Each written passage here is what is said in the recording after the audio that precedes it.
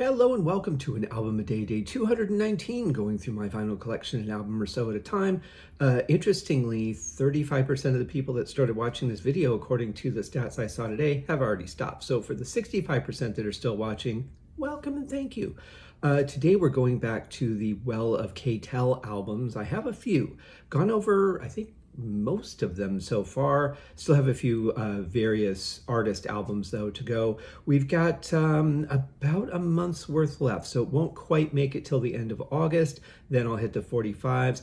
I'll probably do those in groups though, because to do a whole episode and say here's side A and side B, I mean, I could just keep stretching out videos, but that seems a little silly. So I'll probably do like a few at a time.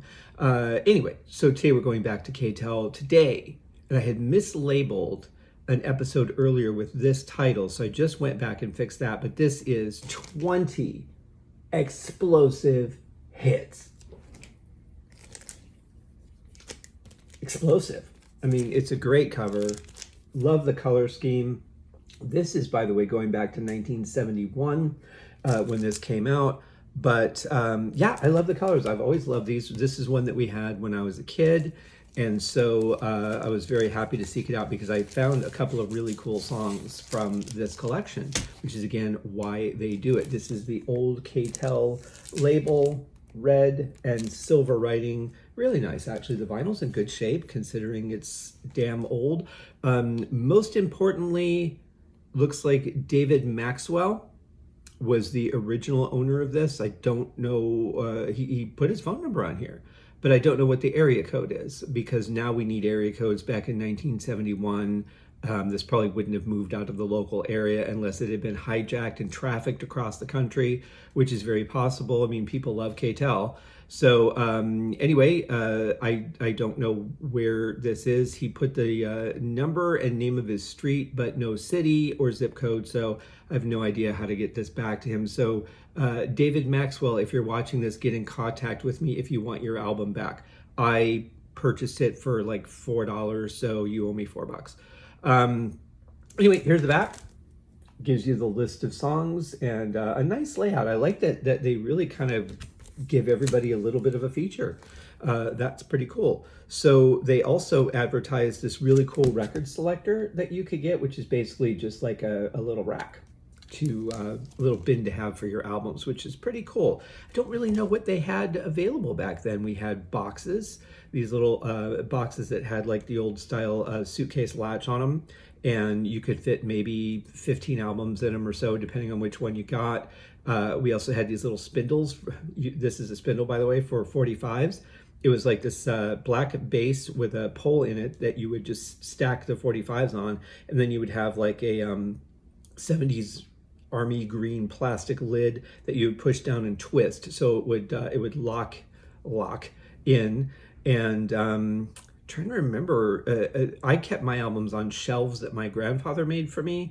So once I had enough, I think by the time that he made the shelves, I still only had like a handful of albums, like the Muppets and, you know, child albums and stuff like that, Star Wars.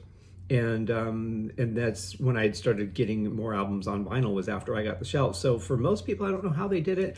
We had also a hexagon end table that had a door that opened, and we kept albums in one and 45s in another. So of course they were not, the albums were fine, but the 45s were kind of just stacked up all over the place. A lot of them didn't have sleeves, as I recall. So who knows what happened to the condition of those. But anyway, let's get into the songs, because we got some cool stuff. We're opening up with a really cool tune that I know my friends over at the 70s Weekly Countdown with Mark and Pete, i.e. my friends Mark and Pete, would appreciate, because we talked about this on the episode that I was on this month in July of their podcast, Mungo Jerry in the Summertime. Ian Pace did a great job in the early 80s competing with the sideburns that Mungo Jerry had, but ultimately I think the award for best sideburns ever would either be Mungo Jerry or Isaac Asimov. Then we're going to go into Edison Lighthouse is the next artist, and the song is Love Grows. And then in parentheses it says Where Rosemary Goes. So it's Love Grows Where Rosemary Goes. It's a pretty impressive talent. I want love over here. I'll just go stand over here. Must be nice. Then we get a band called Stair Steps and it's O Child, O-H Child. The Box Tops, excellent band, love them. Cry Like a Baby, great song.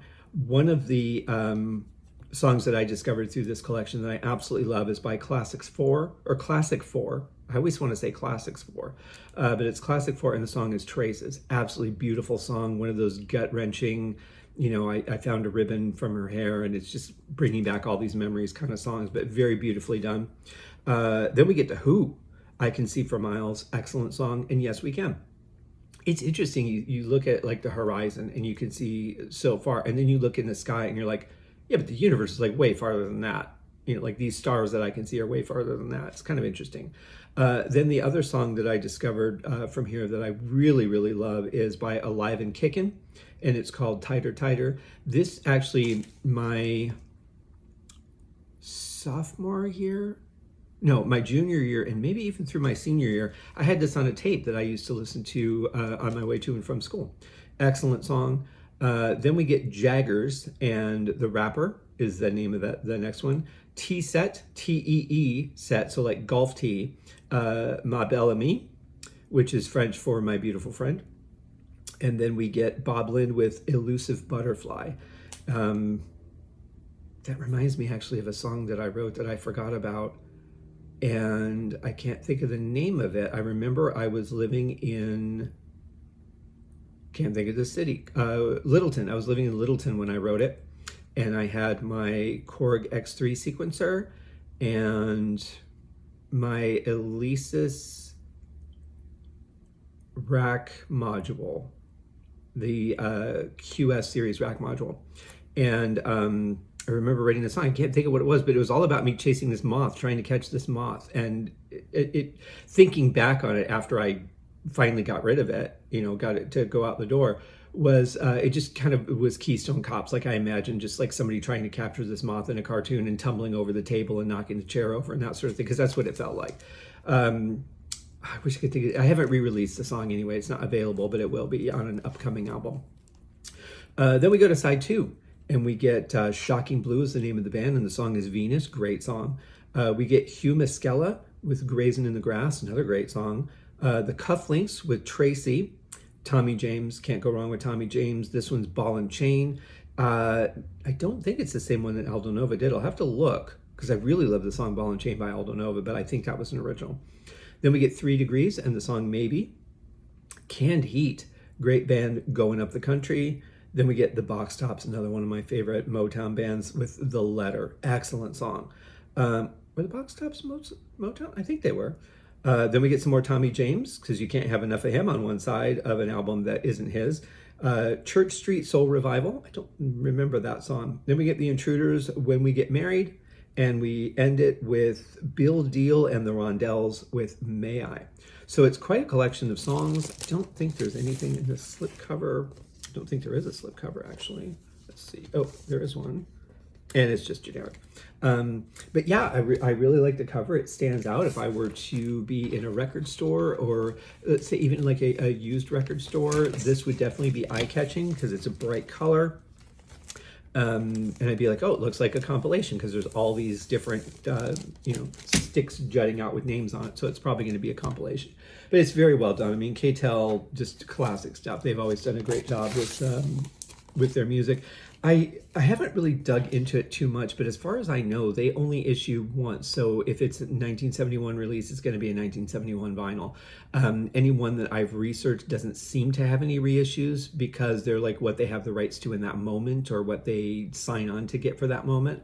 But yeah, great stuff. You can always count on K-Tel for a good compilation. But it is Sunday. I hope you guys have a wonderful rest of your day. If you have some time and you're interested, go check out my website, www.scotthaskin.com. There's links to my books, my music, podcasts, everything is there.